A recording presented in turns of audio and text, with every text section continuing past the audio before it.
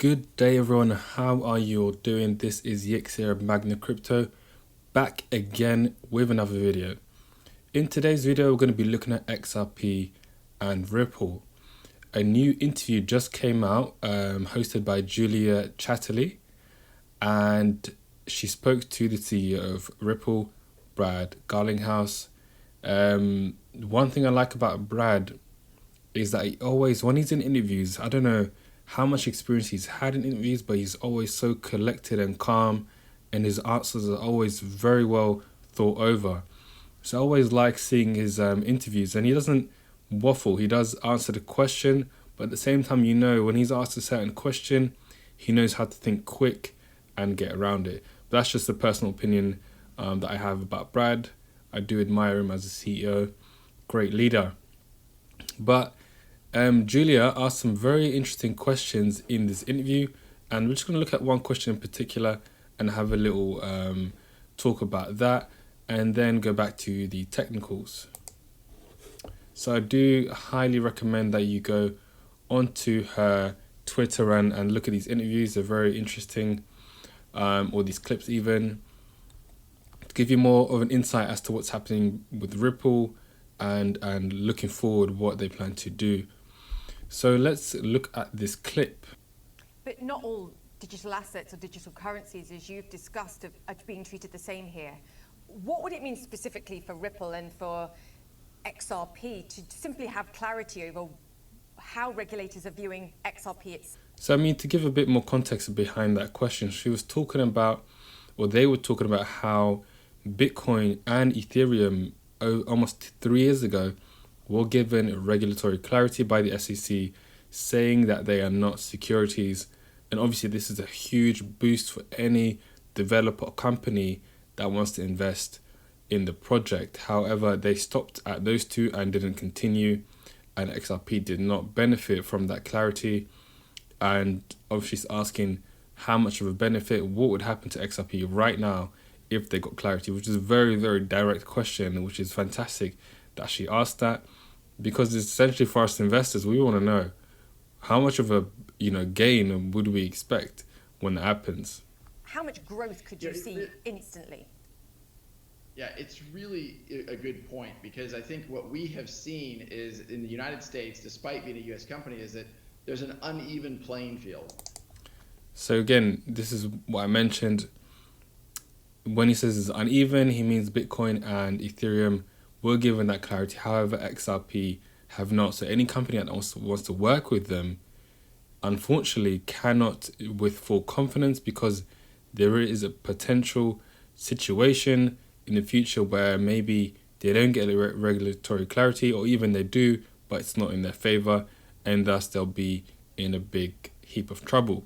And the reality is, those are technologies that are today, because of the mining concentration, the pools of mining capacity, over 60–70% of that mining capacity is in China.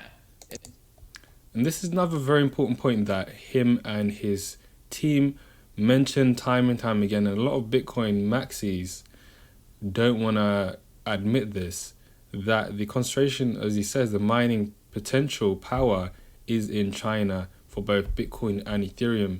So the Chinese government essentially have a lot of control over it if they choose to exert that.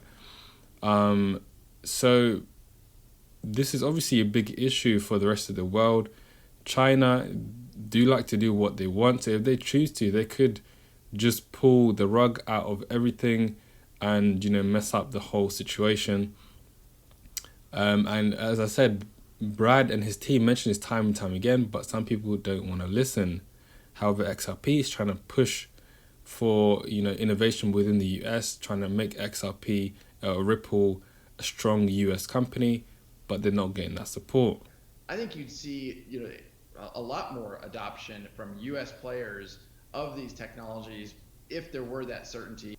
Just give me a sense, if you can, sort of percentage growth in the number of customers. Again, this is why I like Julia. Straight to the point. It's like she is speaking for us. She normally asks the XRP army before she goes into an interview with Brad, because it's like the 3rd or 4th time she's done an interview with him. what questions should I ask him? As she fully is the voice of the army, you know, what percentage gain will we expect? Please tell us this. But obviously, knowing Brad and his etiquette and his ability to maneuver, he doesn't answer it directly. You see the body language. He straight away was like, the question that I'm not going to answer, but we got to play this game. Clarity in them saying, okay, regulators are happy, we're joining the network, we're on board. You know, I can't say an exact number. The way I think about that is, you know, we've publicly shared, we've done over 2 million payment transactions. And again, another credit to Brad, even though he's not going to give you an answer because maybe they don't know, because it's just it's very hard to calculate, but he does give us some good clues in terms of the adoption they expect for XRP going forward, like how much more companies will use XRP in the cross-border payments. So very important answer nonetheless. RippleNet, and about 20% of those are happening through XRP. Certainly that 20% I would expect to increase because... And there you go. He expects that 20% of payments that go through XRP to increase, which is in itself a very, very important response, because obviously it means there'll be more XRP utility.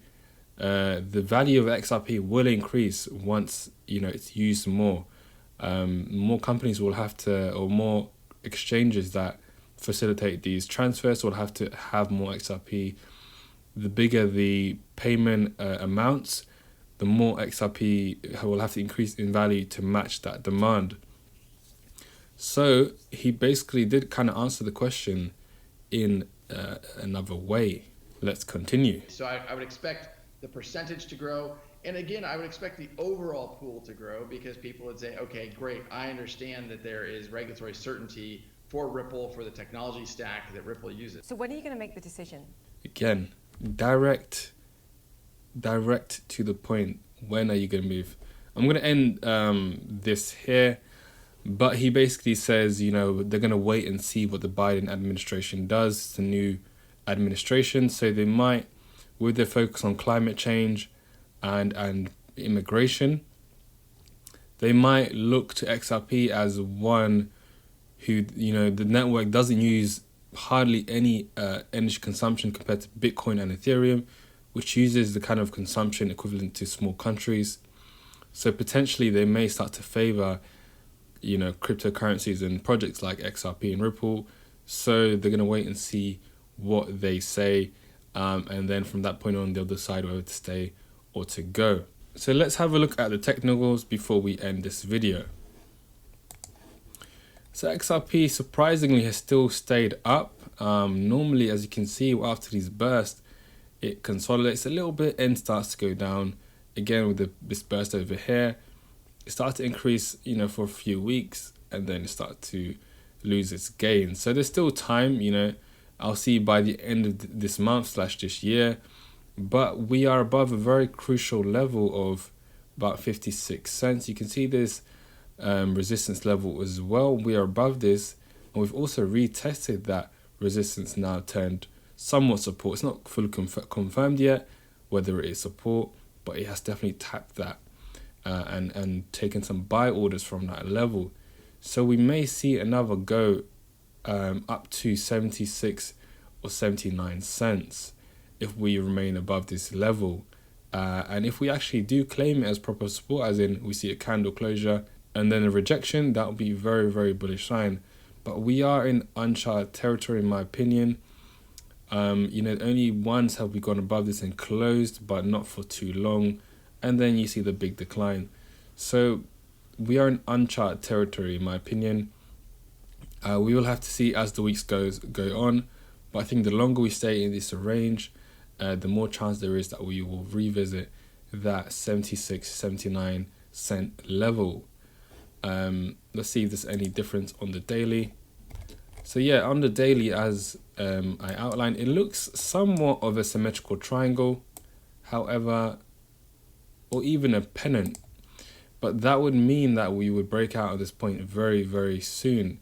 So we'll have to see as time goes on. If it is a pennant, as you can see, it's a very, very small symmetrical triangle, which is somewhat of a pennant, then we could break up to the upside, because this is somewhat of a continuation pattern. So we'll have to see for this week, because if it is a pennant, then it's imminent for a breakout because it's reached the end of it.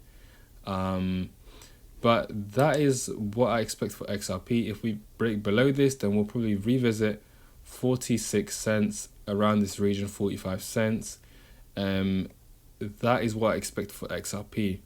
But on the weekly, it looks a little bit more hopeful that we will see a break to the upside. If it is a pennant, then we could see that break to the upside to 76.79 cents. So that'll be all for this video. Hope you got some value from that, and see you in the next one. Peace.